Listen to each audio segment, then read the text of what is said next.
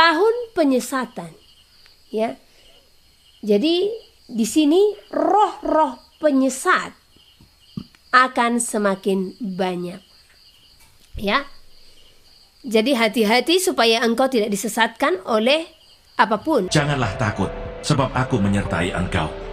Janganlah bimbang, sebab aku ini Allahmu. Aku akan meneguhkan, bahkan akan menolong engkau. Aku akan memegang engkau dengan tangan kananku yang membawa kemenangan. Edukasi rohani. Tahun-tahun di mana para penyesat-penyesat akan semakin besar yang akan menyesatkan umatku.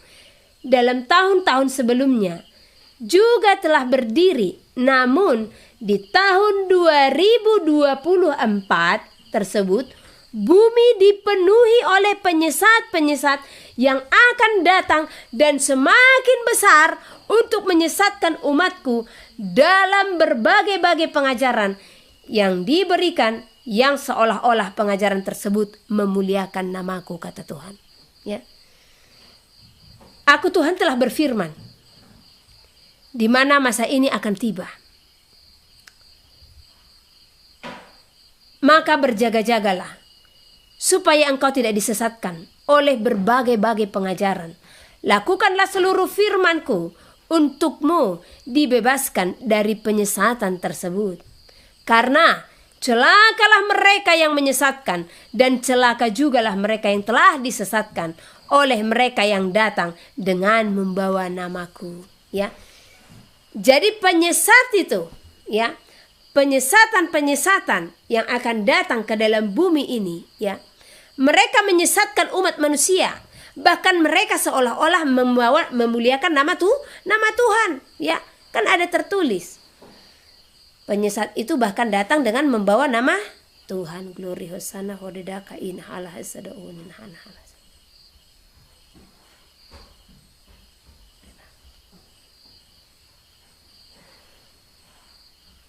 Tuhan berfirman, lakukanlah segala firmanku, maka engkau akan dilepaskan, dibebaskan dari segala penyesatan-penyesatan. Jadi artinya kalau kita melakukan seluruh firman Tuhan ini, ya, dan membacanya dan melakukannya, maka kita tidak akan terombang-ambingkan, ya. Nah, itu ya. Jadi Tuhan telah berfirman sebelumnya kalau penyesat itu akan datang.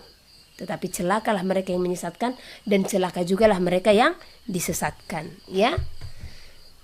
Oke. Yang kelima, ya. Tahun kehampaan, ya. Jadi di tahun ini roh kehampaan akan semakin besar memenuhi bumi, ya. Apa yang Tuhan katakan? Aku Tuhanmu berfirman bagi engkau, di mana pada tahun-tahun tersebut sungguh banyak orang yang akan merasakan kehampaan dan merasakan kesendirian atau merasa terabaikan, tanpa arah, tanpa tujuan, tanpa pengharapan, oleh karena mereka tidak mengenal aku sebagai sahabat dan juru selamat bagi engkau.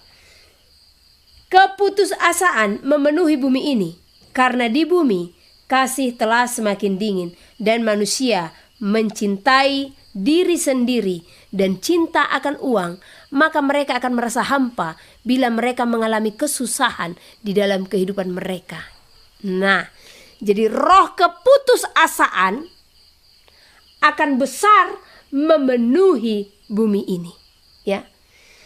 Oleh karena itu, di saat ada persoalan-persoalan yang menghampiri saudara atau saudara merasa tidak dianggap seperti itu, ingat, jangan biarkan spirit itu benar-benar merasuki hidupmu sehingga engkau bisa dihasut olehnya, ya. Dan engkau merasa tidak berguna, bahkan engkau merasakan sendiri, bahkan ujung-ujungnya apa? Bunuh diri, ya. Nah, saya mengingat beberapa waktu lalu di Kupang, ya, ada jembatan. Nah, jadi jembatan ini, ya, sorry kalau ada yang bertanya, kok ibu ini mau kayak gini? Ini bekas kecelakaan dulu waktu kecil, jadi ini dulu bengkak seperti ini ya. Jadi ini sering dia kaku. Tapi luar biasa ya, di dalam kekakuan itu ya Tuhan menyatakan kuasanya. Jadi hati tidak pernah kaku ya. Walau kepala terkadang kaku seperti itu, tetapi hati selalu mencair, meleleh dalam hadirat Tuhan. Amin. Ya. Oke, jadi tentang roh kehampaan.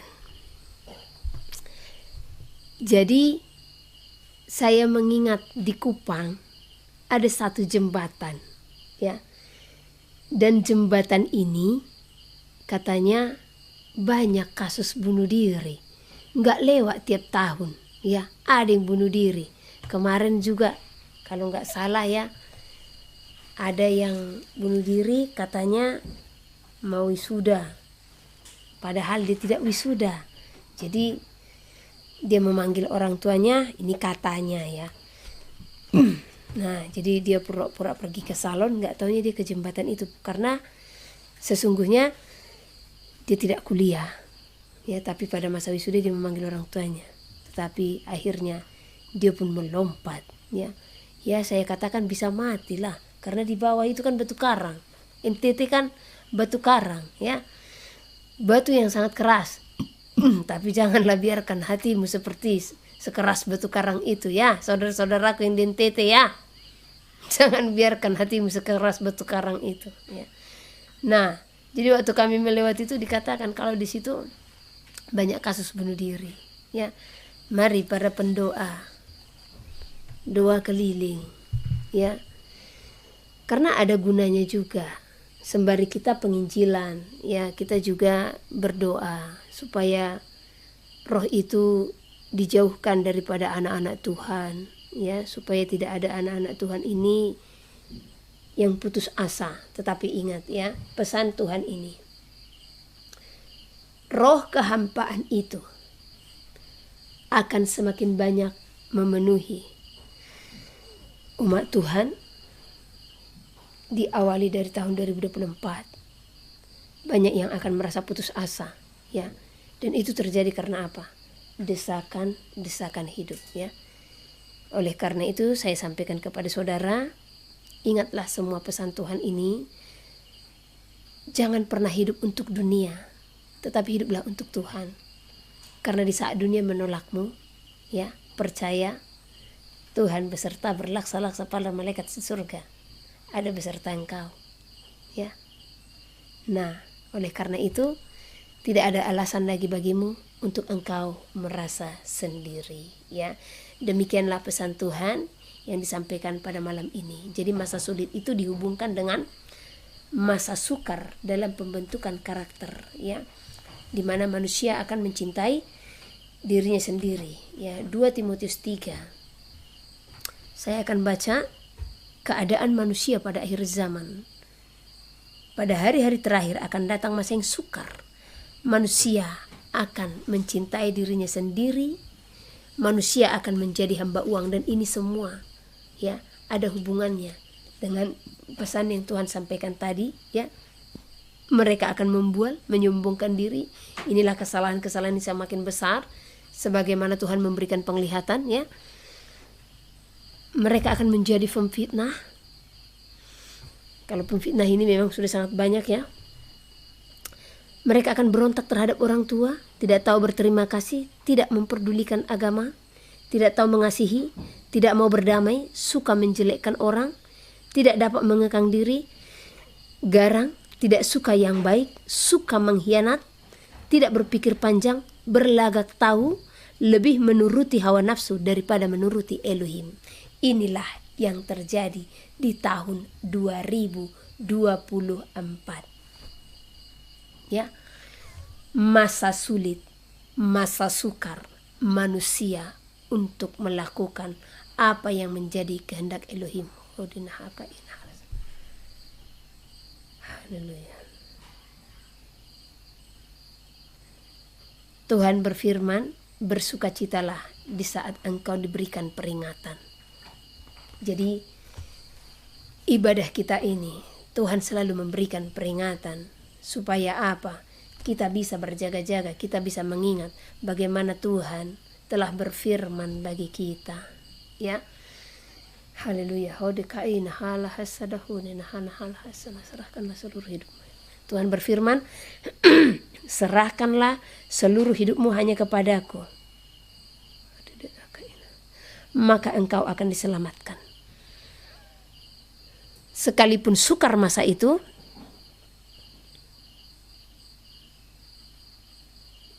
engkau akan mengalami kemenangan, akan melewati masa yang sukar,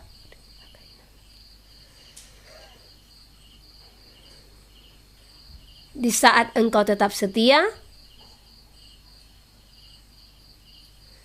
di saat engkau tetap taat akan firman-Ku, melakukan segala kehendak-Ku, firman Tuhan ya,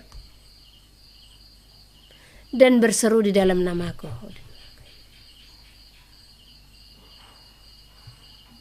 Tuhan berfirman, lakukanlah seluruh firman-Ku, maka aku akan menyertai engkau sampai selama-lamanya. Berbahagialah. Oke.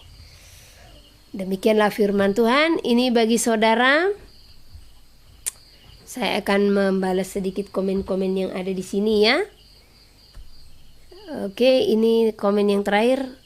Ini TMT, saya tidak tahu apa kepanjangan ya. Semoga ini menjadi Timotius ya, supaya kitab Timotius ini saudara kuasai, berhubung ya.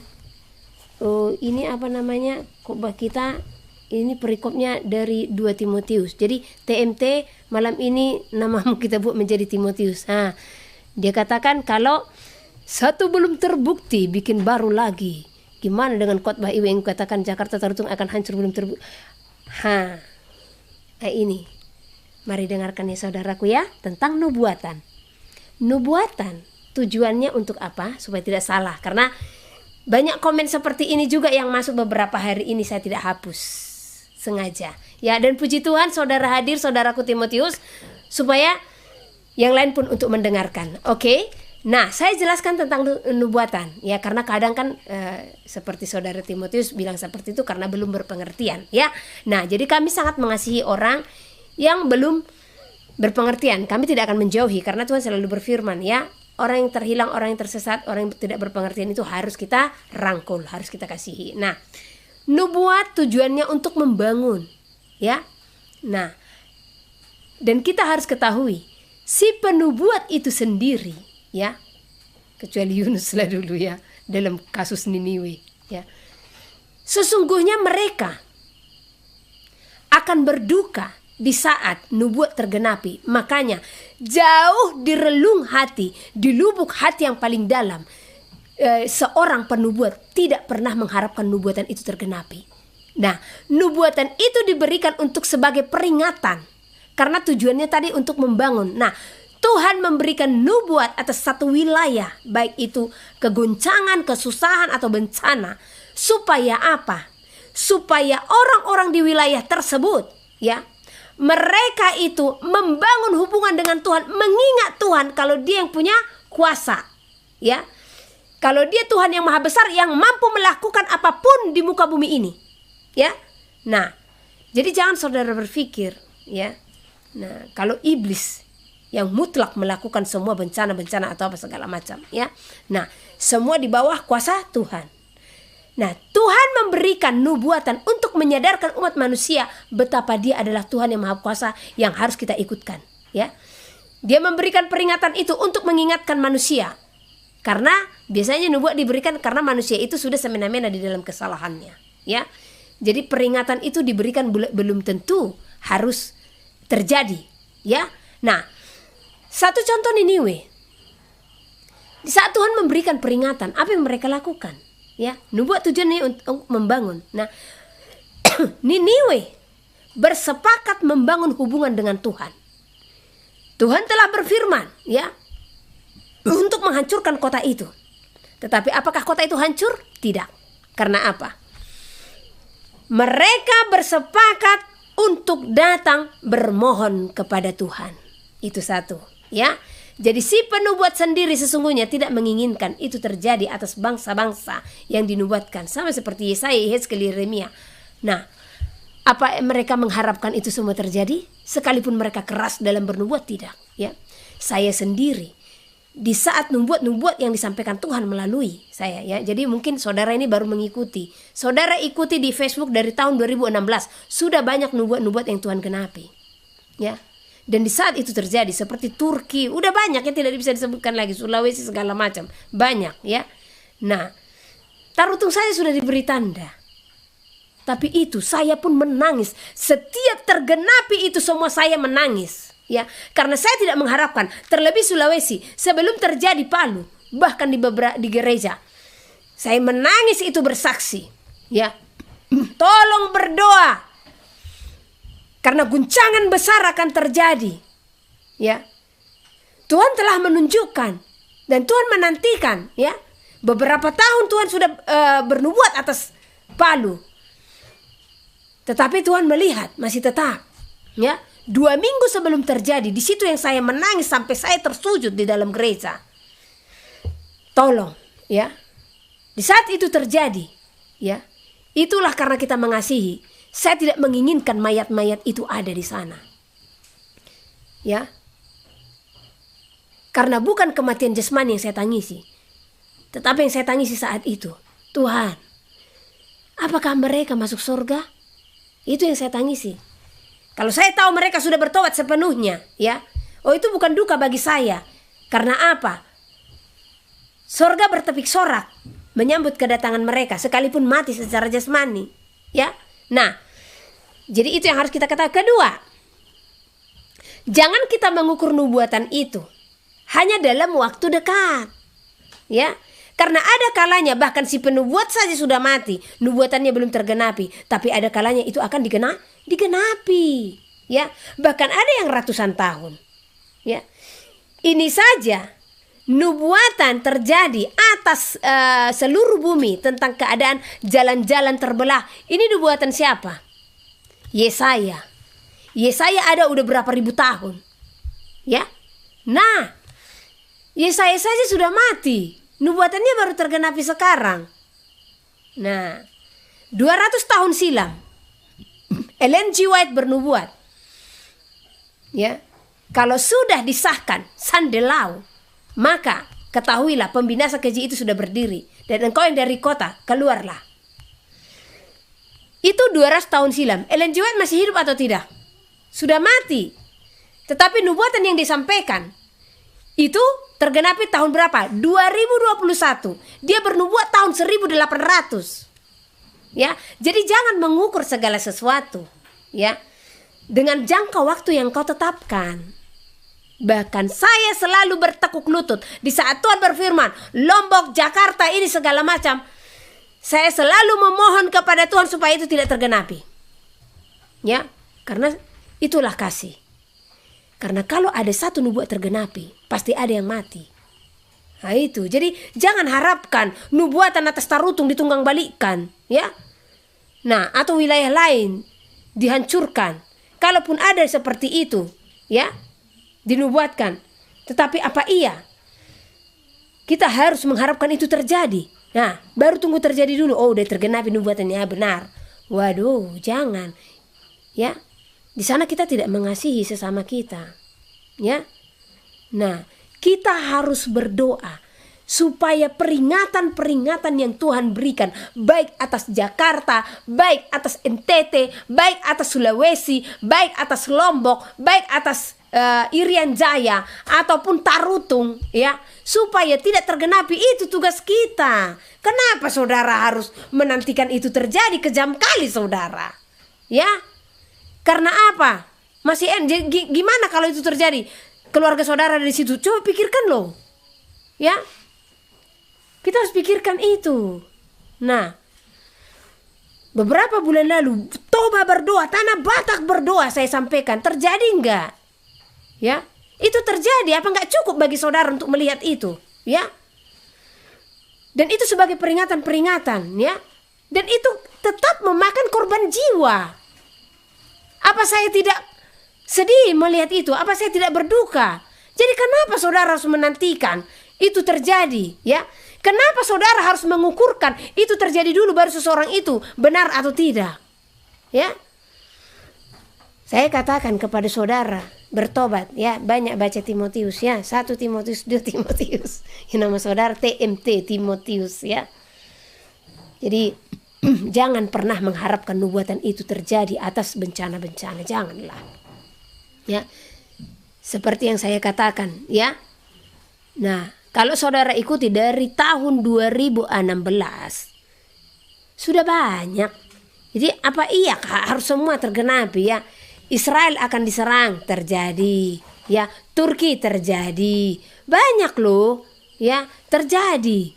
Saya yang malah selalu menangis, meraung-raung kalau itu sudah terjadi. Waduh, jadi saudaraku Timotius, kasihilah sesama manusia. Karena saya kenal Tuhan, ya. Bahkan saya selalu berdoa, kalau memang itu terjadi Tuhan, oke, jadilah kehendak-Mu. Tapi sayangkanlah nyawa mereka. Ya, tapi siapa saya yang berdoa memohon kepada mereka, ya? Siapa saya yang harus meminta? Sama seperti Abraham, ya. Nah, siapa kita yang harus meminta kepada Tuhan kalau memang itu sudah kehendak-Nya? Tetapi yang saya tahu, kalau Tuhan bernubuat dan nubuat itu digenapi, pasti ada korban jiwa. Itu yang tidak tahan saya. Tidak tahan saya melihat itu, ya.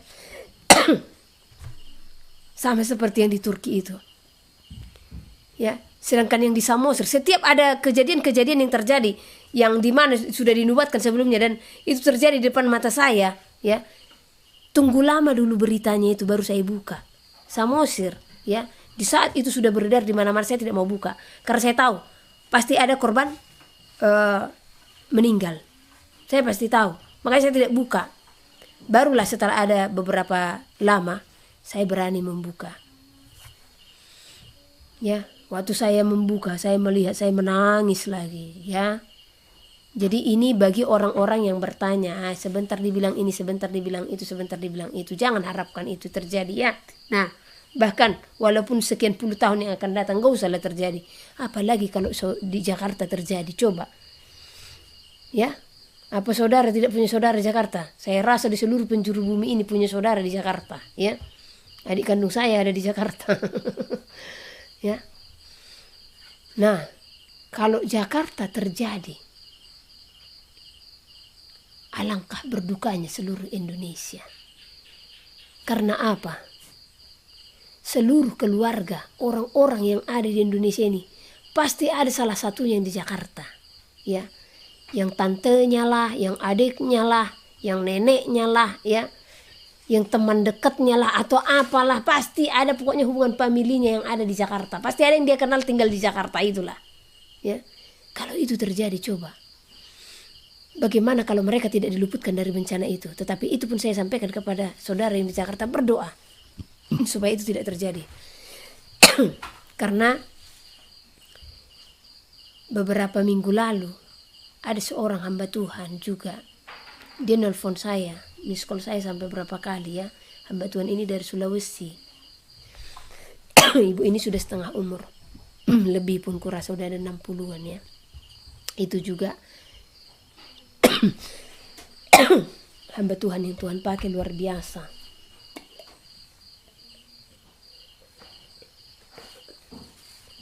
Jadi saat itu dia telepon saya.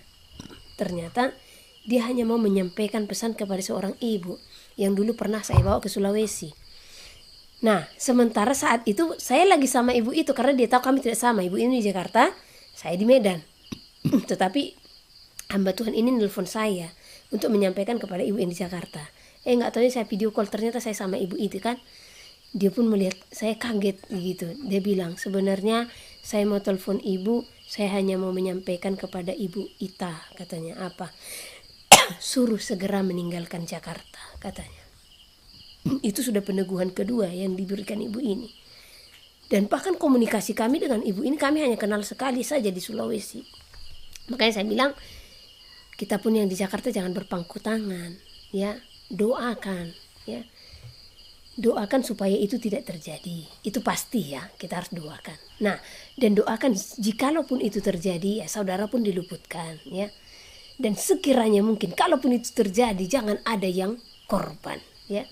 Tapi gimana nggak ada korbannya? Yang kecil-kecilan saja korban, ya.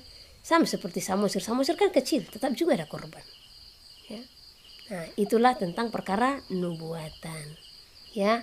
Nubuatan itu ada yang akan terjadi bahkan puluhan tahun atau ratusan tahun setelah dinubuatkan, ya. Tetapi kita sendiri jangan pernah mengharapkan itu terjadi, kecuali nubuatan itu untuk berkat-berkat seperti itu, ya harapkanlah langsung segera terjadi, ya. Oke. Jadi saya akan mengulang kembali pesan Tuhan tahun 2024. Yang pertama itu tahun kesusahan, ya, di mana roh kesusahan itu akan semakin banyak mengintai. Yang kedua, tahun perselisihan, di mana roh-roh perselisihan akan semakin banyak untuk mengintai umat manusia baik dalam segala aspek. Ketiga, tahun kebimbangan, di mana roh kebimbangan akan menghasut umat manusia untuk sulit mengambil keputusan, ya, akan tuntutan hidup, ya. Keempat, tahun penyesatan, di mana roh-roh penyesat akan semakin banyak dan semakin berdiri, dan bahkan mereka berdiri dengan membawa nama Tuhan dan berlaku seolah-olah mereka mengagungkan Tuhan. Tetapi ingat, penyesat itu adalah mereka yang meniadakan atau mengurang-urangi isi firman Tuhan atau menodai kesucian firman Tuhan, ya.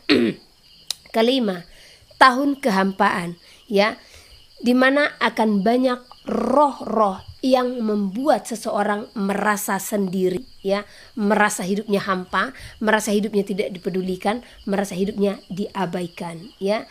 Jadi di sini Tuhan menyampaikan kepada kita supaya menjadikan dia sebagai sahabat dan juru selamat bagi kita, supaya kita tidak putus asa akan hidup sekalipun berat yang kita hadapi, ya. Dan satu lagi, ya, yang mau saya tekankan, masa sulit itu adalah masa sulit bagi seseorang untuk mempertahankan pertobatannya, ya. Oleh karena itu berjuang penuh, ya. Kalau saat ini hubunganmu kepada Tuhan hanya ada 70%, kamu harus meningkat. Karena kalau tidak meningkat, yang 30% itu akan dipakai iblis untuk menjatuhkanmu, ya. Jadi sampai waktunya 100% itu harus kita capai, karena jangankan 70%, 99% saja tidak layak di hadapan Tuhan itu harus 100%, di mana di saat kedatangannya ditemukan kita tidak bercacat, tidak bernoda pada hari di mana dia akan datang untuk menghampiri kita atau untuk membawa kita. Oleh karena itu, berjaga-jagalah senantiasa supaya engkau jauh dari pencobaan, karena pencobaan-pencobaan besar akan datang melanda bumi. Tetapi tetaplah teguh supaya engkau tidak jatuh ke dalam pencobaan tersebut, ya. Oke, puji nama Tuhan, ya.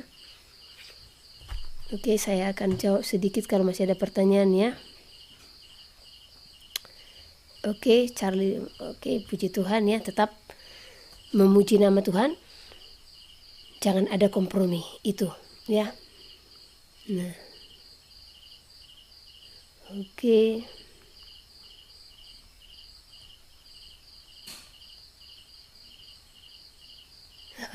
Ini ada Sony, katanya iblis ternyata ibu kenal, Lucifer ibu kenal, tapi sungguh sayang Tuhan Yesus gak ibu kenal, kecewa katanya. Yesus yang saudara katakan, dia adalah anak manusia, ya. Nah, kenapa saya tidak menyebut Yesus? Jadi jangan saudara katakan saya tidak kenal, ya. Saya sangat mengagungkan, ya, anak manusia, karena dia adalah Tuhan yang datang ke dalam dunia sebagai anak manusia, ya. Tetapi saya tidak menyebut Yesus setelah saya tahu kebenaran, karena ternyata namanya adalah Yahusua. Itu ajanya. Jadi jangan saudara katakan saya tidak kenal Yesus, ya. Karena Yesus yang saudara kenal saat ini, ya, itu adalah Yahusua yang saya sebut, ya. Nah, jadi jangan kecewa saudaraku, ya.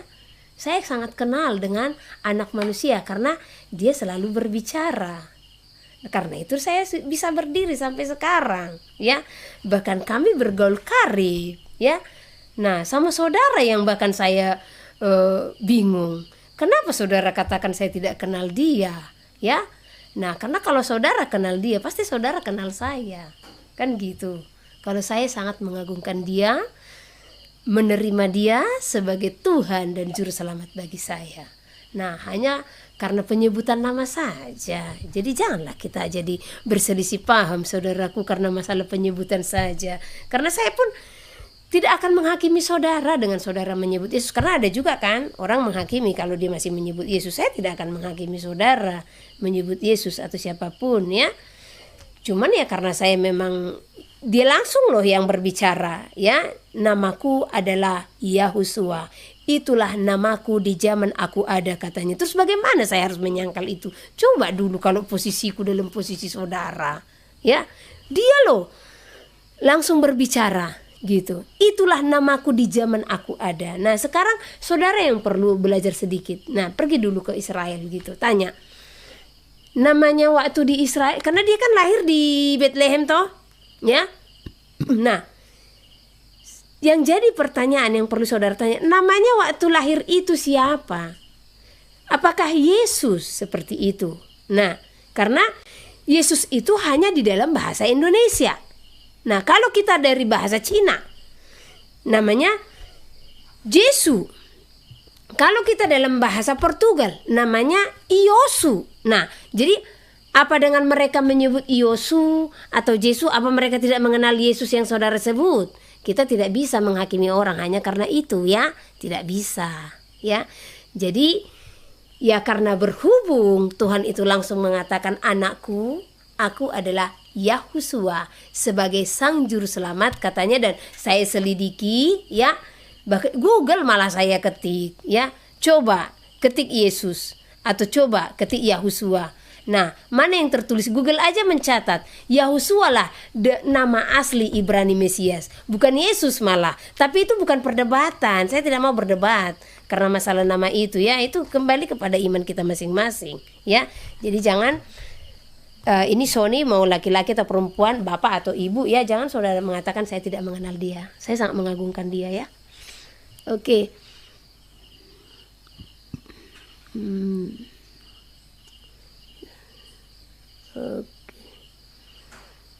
Oke, itu saja yang bisa saya ini. Oke, cukup untuk malam ini, ya.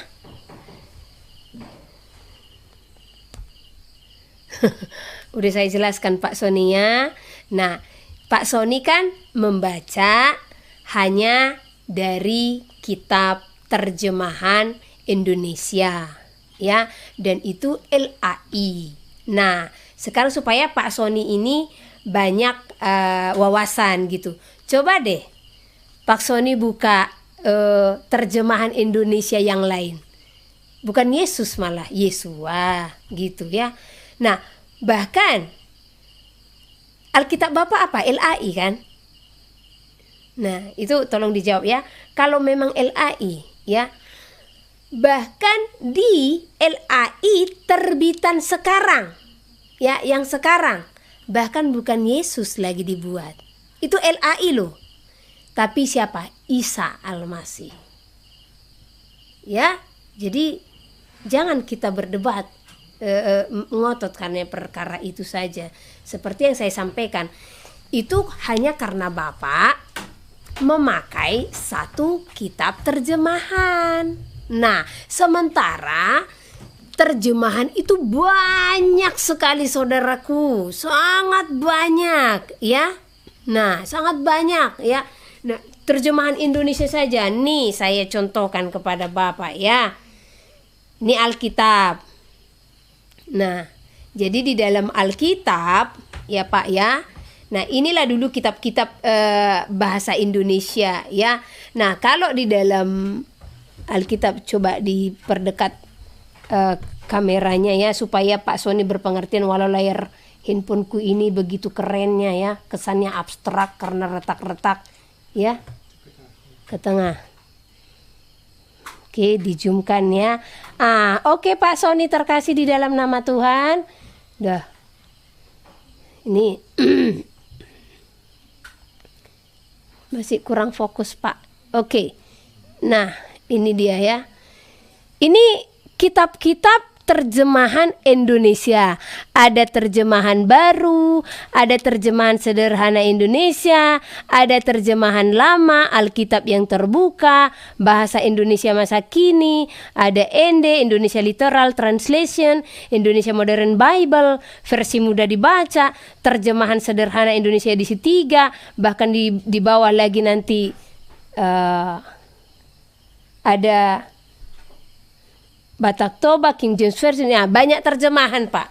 Di Indonesia saja banyak terjemahannya, ya. Nah, jadi maksudku di situ kita juga tidak bisa hanya berpaut dari satu terjemahan. Nah, banyak terjemahan gitu ya. Nah, jadi kalau dari terjemahan yang lain, kalau satu contoh nih, ILT saya buka ya. Ini terjemahan ILT. Nah, nggak ada nama Yesus di sini. Padahal ini kitab Indonesia, Pak. Ya. Nah, jadi kita tidak bisa berpatokan hanya kepada apa yang kita pegang aja. Karena ini berbicara terjemahan ya, Pak ya. Jadi nama yang Bapak sebut hanya berbicara terjemahan, ya. Nah, tapi kalau Bapak mau memanggil Yesus pun atau bagaimana, ya saya tidak bisa menghakimi seperti yang dilakukan oleh pengajaran yang lain. Karena ada pengajaran yang lain, kalau dia memanggil Yesus katanya ya, dia masih menyembah setan. Jadi kita tidak bisa bersekutu dengan orang yang memanggil nama Yesus, kata mereka. Tuhan tidak mengajarkan saya demikian ya. Karena Tuhan tidak pernah memisahkan umatnya. Bahkan saya harus menunjukkan buah kepada saudara. Nah, kalau saudara merasa terberkati dengan itu, ya sudah, mau saudara melakukan atau tidak kan itu hak saudara, kan seperti itu ya. Oke, ini juga ada presence God, sentuhan Tuhan, nama Yesus dalam bahasa enggak. Jadi dalam bahasa Ibrani bukan Yesus ya, bahkan Yesua gitu ya. Oke, ya itulah nama-nama. Nanti Tuhan bersedih kita berdebat-debat, karena 2016 Tuhan udah katakan sama aku, anakku, akan ada tahun di mana umatku akan memperdebatkan namaku, tetapi tetaplah di dalam kebenaran, karena mereka akan mengetahui rohkulah yang diam dalammu. Nah, jadi di saat memasuki tahun 2020, itu kan 2016 ya. Di saat memasuki tahun 2020, saya lihat banyak perdebatan akan hal itu. Saya hanya senyum-senyum, saya bilang sama Tuhan, memang benarlah Engkau Tuhan yang mengetahui segala sesuatu apa yang terjadi di bumi ini. Ini puncak-puncaknya umatmu berdebat tentang namamu, gitu ya. Nah, oke.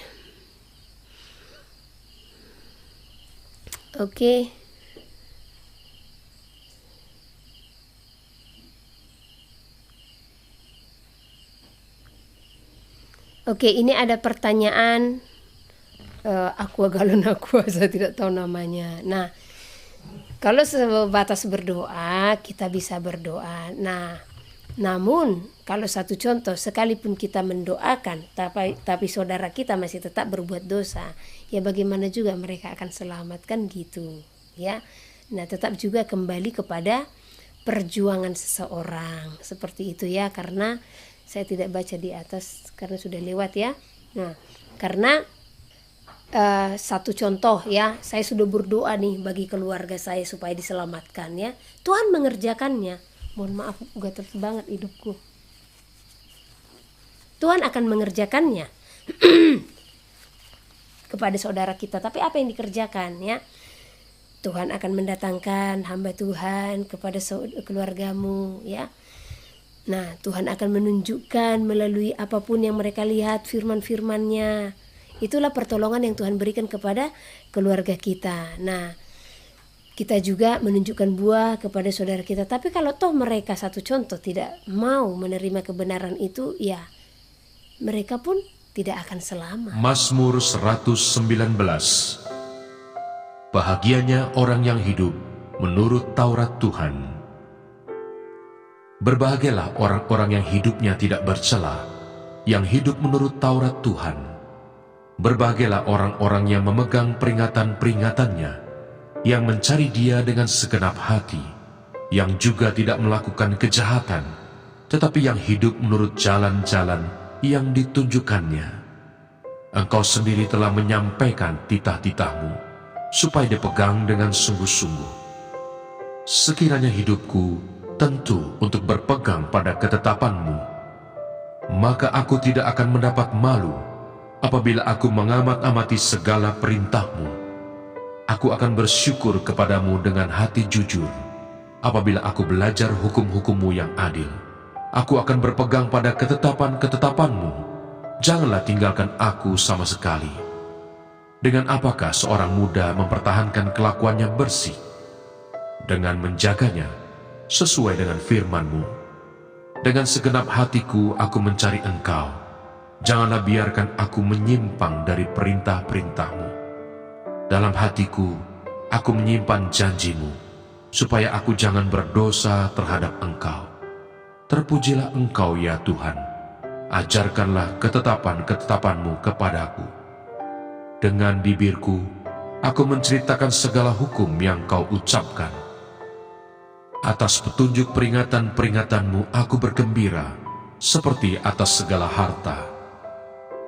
Aku hendak merenungkan titah-titah-Mu dan mengamat-amati jalan-jalan-Mu. Aku akan bergemar dalam ketetapan-ketetapan-Mu. Firman-Mu tidak akan kulupakan. Lakukanlah kebajikan kepada hamba-Mu ini, supaya aku hidup, dan aku hendak berpegang pada firman-Mu. Singkapkanlah mataku, supaya aku memandang keajaiban-keajaiban dari Taurat-Mu. Aku ini orang asing di dunia. Janganlah sembunyikan perintah-perintah-Mu terhadap aku. Hancur jiwaku karena rindu kepada hukum-hukum-Mu setiap waktu. Engkau menghardik orang-orang yang kurang ajar. Terkutuklah orang yang menyimpang dari perintah-perintah-Mu.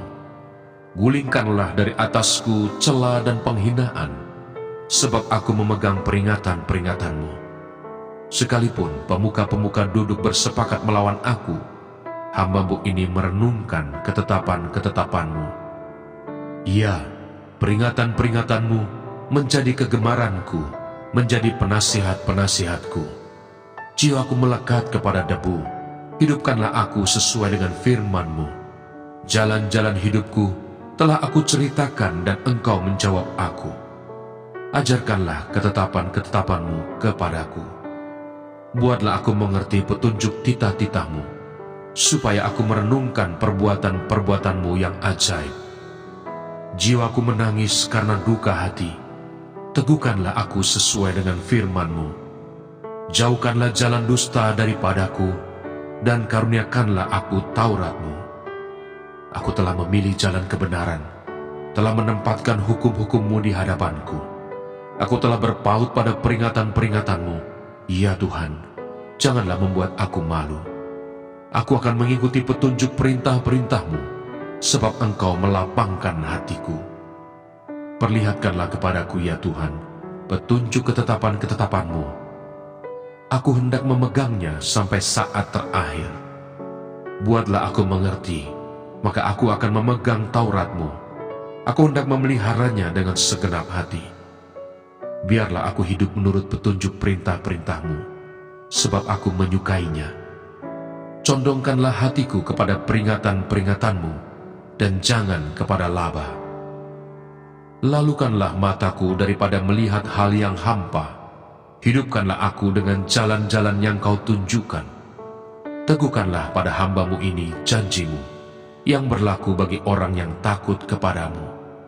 Lalukanlah celaku yang menggetarkan aku, karena hukum-hukum-Mu adalah baik. Sesungguhnya aku rindu kepada titah-titah-Mu.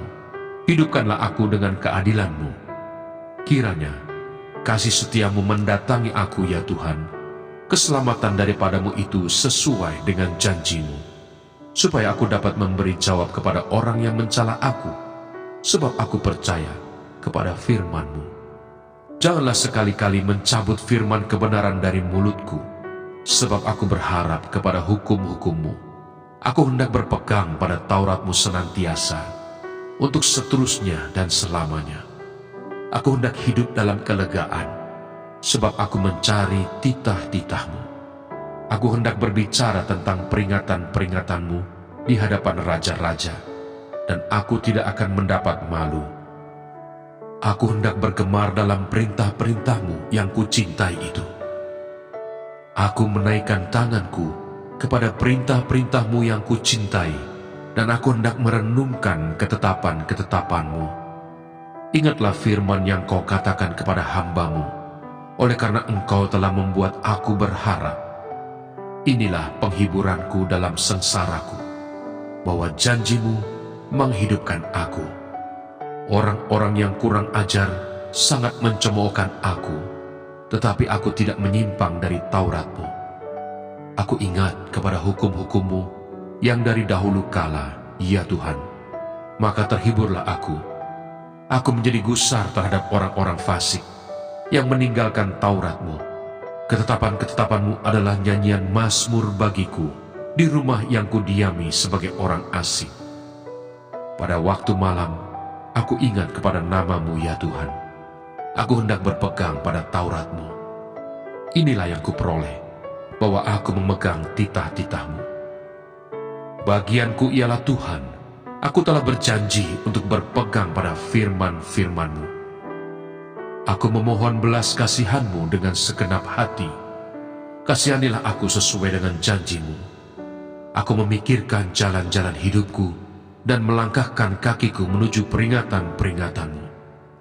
Aku bersegera dan tidak berlambat-lambat untuk berpegang pada perintah-perintah-Mu. Tali-tali orang-orang fasik membelit aku, tetapi Taurat-Mu tidak kulupakan. Tengah malam aku bangun untuk bersyukur kepadamu atas hukum-hukum-Mu yang adil. Aku bersekutu dengan semua orang yang takut kepadamu dan dengan orang-orang yang berpegang pada titah-titah-Mu.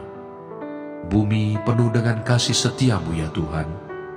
Ajarkanlah ketetapan-ketetapan-Mu kepadaku.